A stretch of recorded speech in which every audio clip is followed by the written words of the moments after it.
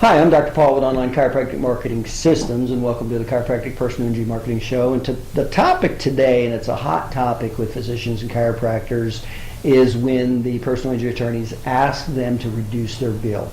And so we're with a personal injury attorney, Brad Souders, a personal injury attorney right here in Tampa, and he does a very good job with niche marketing for motorcycle injuries. And so that's the topic of today. So hot topic for I will tell you up front, this is a really hot topic for chiropractors when they get the attorney to ask them to reduce their bill. Okay, so the question is why personal injury attorneys ask the doctors to reduce their fee. So can you give us the 30 seconds on that? Sure. Well, first, the attorney is representing his or her client. And this is one of the duties of the attorney, is to maximize the client's recovery. Right. So from the big perspective, the big picture, I want to get as much money on the table as I possibly can for this client. Makes sense. And then, call it phase 2, is closing, and I want to shrink or reduce any liens on that recovery so I can put more of that recovery in the client's pocket. Right. That's my your job. That's Gotcha. my job. Makes sense. Okay.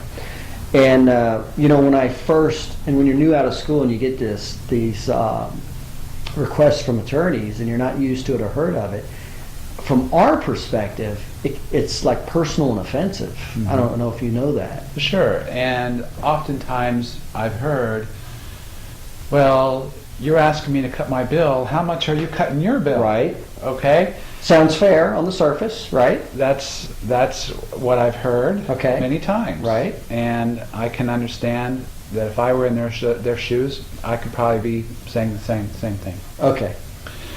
But it's a bigger picture than that. Let's go into your pie theory. Okay. Let's explain that. First, if I may. Okay. I say it's a bigger picture than that because when the person is saying or reacting that way, they might be forgetting that they've already gotten paid somewhat. They've already been billing. They've already been receiving payments, like in Florida, we're in a no-fault state. And oftentimes, the chiropractic physician is providing services and is getting paid 80% in some cases. Right. Or say that's what it's supposed to be. Okay. And it goes month 1, month 2, and so on. And now we're at month 3 or 4 or 5 or 6, and this doctor has received $7,000 of PIP benefits already. Right. Or more. Okay. So. Well, that's one perspective. That's a perspective. That's giving you. Okay. That's something I'd like them to remember. Right. Okay.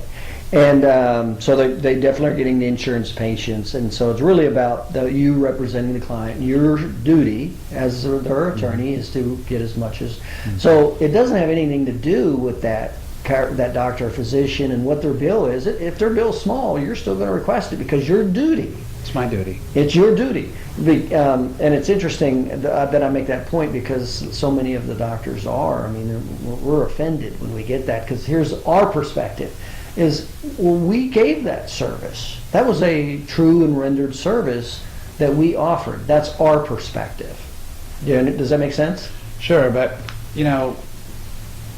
we're all professionals and we're all supposed to be wearing our business hats. Right. And you're putting patient and client first, and you also have to see the big picture. And again, business is about relationships, and you want to be a problem solver. You want to be compassionate for your client or your patient, and you want to put them first. Now, I'm with you. I'm just sharing with you the thought processes and asking for your comment. And the other thing that comes up is they'll say, well, there wouldn't even have been a case, or they wouldn't be in the condition they're in if it wasn't for my care. Can that? This is really narcissistic, egocentric thinking. But this is what happens. See the big picture. Right. And like you just referenced a minute ago, let's talk about the pie theory. Maybe the person that hit our client only had $10,000 coverage. Mm-hmm. And maybe, unfortunately, maybe our client even has a herniated disc. and this is a permanent injury he or she's going to have to live with the rest of their life. Mm-hmm. And the doctor who's been treating this patient has been billing the patient's PIP carrier and has been getting paid 80% every day throughout treatment. Right. Now when it comes time to close, the attorney, doing his absolute best job in this hypothetical case, Right. obtained all the money there was possible, $10,000. How do you divide up the $10,000? Right. And if the chiropractic physician wants most of that pie after he or she has already collected PIP, then looking at it from that perspective, how does that sound fair? Okay. These are perspectives, and I understand your perspective. Let me give you another perspective. Especially if the attorney takes his minimum fee, and remember, he's not gotten paid by the PIP carrier, Right. and this patient has these other providers like the MRI provider or others also with outstanding account balances. Okay. Then if that doctor wants all of his fee, that patient walks away from the closing table with change. No, I'm with you. I'm with Or you. I'm with less. you. Okay. And that just can't happen. Okay, let's come back to the picture again here. And again, I'm just coming from the physician standpoint and asking your opinion, because these are the common thought processes that we think. So what about when the physician says, "Wait a minute, if you want me to cut my fee for the services I delivered, then why don't you cut your fee for your services you delivered?" Well, first, let's remember, we're not universally talking about every case. Right. You Yeah. know, it's a case-by-case basis. True. Yeah, we're being So, very general here. Yeah, so sometimes there's no need for reduction. Right.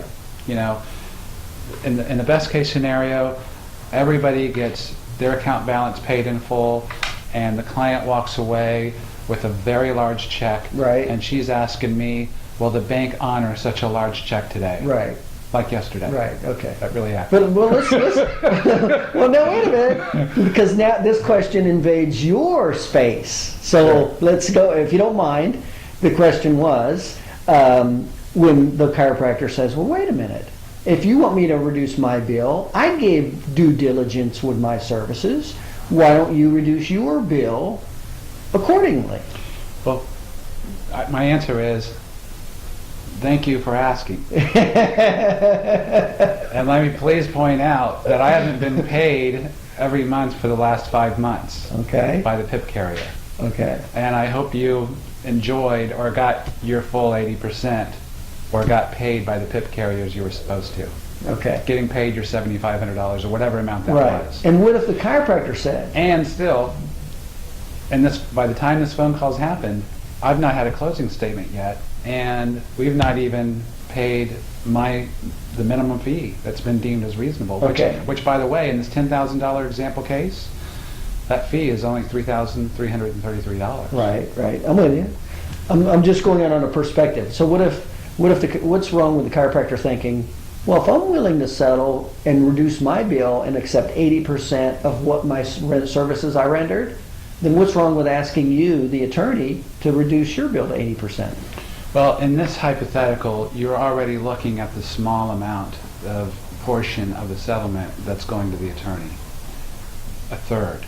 Because in the point being, we're already talking about small numbers Correct. to begin with. So, for the person who's pursued this claim and obtained a recovery for the client and is trying to get everybody paid, and who's only making the minimum fee or a third Right. in this very small pie, he has to keep the lights on too. Okay, so you're seeing it as we're talking about low numbers anyway, and so you're seeing it as a proportion. Well, wait a minute, the physician's already got a large portion of what is very limited to begin with. Is that a fair Yeah, statement? the physician needs to see the big picture. Okay, was that a fair statement, the kind of the perspective? Now, I have doctors that say they're worried that they won't get a referral if they don't cut their fee. What's your perspective on that? True in some cases. I know some physicians close by or in town where we've called them and we've said, in a situation like this, for client Jane Doe, she had a limited recovery, will you reduce or negotiate your bill? And the physician has said no and heck no. Right. Using heck as Right, an insert word. right. So now that causes me, because I'm probably giving that doctor an LOP, a letter of protection. Right. So now that causes me to make some choices. First of all, I got to tell the client this, and Right. the client's not going to be happy. Right. Secondly, I've got to say to the client, if you want to fight this account balance, then we're going to have to put the monies in action in the court, deposit them, and bring an action for equitable distribution of settlement, and let a judge decide where the settlement monies go, which is costly because we got to pay a filing fee. Yeah, in all the years I've practiced, that has never happened. It happens. Is that right? I've That's seen got to it be happen. real rare, though. So it is an option for the client. Okay, I'm with you. Or client has to live with that doctor's answer. We have a closing at this table, and that client, unfortunately, walks out with very small settlement monies Right. Okay. because she was treating with a doctor that was, I hate to say the word, but greedy. Well, and it doesn't necessarily have to be greedy. You can have low settlement amounts and high dollar bills, right? Correct. I mean, that's Correct. definitely Correct. doesn't necessarily have to involve greed. Correct. That's a good point. Okay. But I would say just inflexible. Okay. Now, last one. I know we're being general. What you ask a doctor to reduce his fee, and let's say, help me to understand what you would expect besides reduce everything you can, besides a generic statement like that. Well, I'd like the doctor to, if he receives such a request, he or she receives a request, go to the file, see what you've already been paid, Okay. and of course look at your account balance. Okay. And if you've already been paid a lot and you have a small account balance, then a lot of attorneys have an expectancy that you may reduce your bill to 50 or 70%. Of the account balance. Correct. Okay, I'm with you. Now, another scenario. You look at the chart, you see how much you've been paid, you see your account balance, and you can't make your decision. You just have a question. You want to call the attorney, and you want to learn some more information. Okay. And the attorney, with the client's permission, can show you what the closing statement will look like. Can Okay. show you all the terms. Right. And show you all the other providers, and Right. show you their account balances or what they would be paid, even on reduced amounts. Okay. And that will equip you to see the big picture Right. and to being a problem solver and getting this case to the closing table and getting everybody paid. And without going into dollar amounts, what percentages, if possible, can you say, hey, worst case scenario, there's minimum amount of money. This is the percentage I'd at least like my client to have.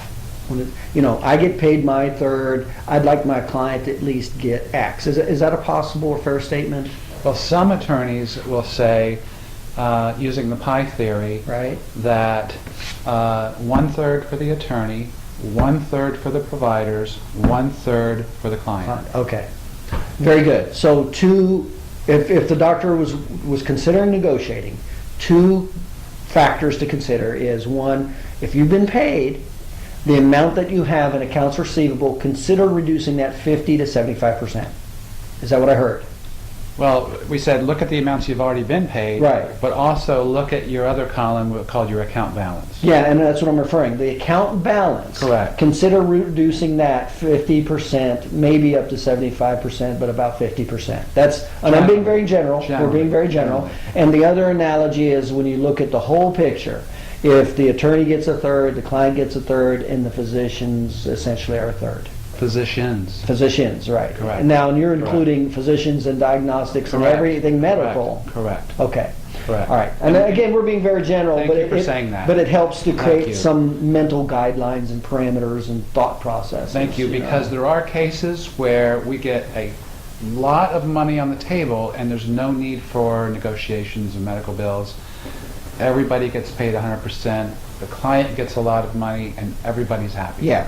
And I guess what I'm saying is, if I'm a physician, and I understand what you just said, and I would look at it, and if everybody was getting a third, I wouldn't even care about you. If you sent me, hey, will you reduce your bill? I'm like, no. It kind of worked out the way it should anyway. Is that a fair statement? I always think of an analogy. I guess that means no. Okay. And I apply this in my own life. A tree. You know how the oak tree and the hurricane doesn't survive? Because it's not flexible? It doesn't bend, right. But what about the palm tree? Right. That palm tree is very flexible, and it survives. Right. And that's the way I think we should be. We should be flexible. Okay. All right. And so, in closing then, it sounds like you would like them to, you're referring clients that you have relationships with. You would like to see them to some degree work with you. Of course. Okay. Yeah, that's the big picture. Okay. Because I do tell my clients, the attorneys I work with, I do tell them, I said, number one of the rules that I have is if I'm going to send business referral to an attorney, you don't ask to cut my bill, and I don't ask to cut your bill. Well, I don't think you can go on absolutes like that, because there are some cases that present themselves with limitations. And you did a good job of explaining it. Okay, so we covered, I thought, the topic pretty good. There was certainly some insights that I didn't, it's like anything, it's harder, and you don't want to look at the other person's perspective as much, and we value ours much more. See the big picture. Yeah, okay. All right. Well, touchy subject, and the topic was what to do with when attorneys ask you to cut your bill and how it relates to the big picture. And again, I'm Dr. Paul with Brad Souders. He's a personal injury attorney right here in Tampa, Florida. And this is the Chiropractic Personal Injury Marketing Show, and we will see you on the next episode. You take care.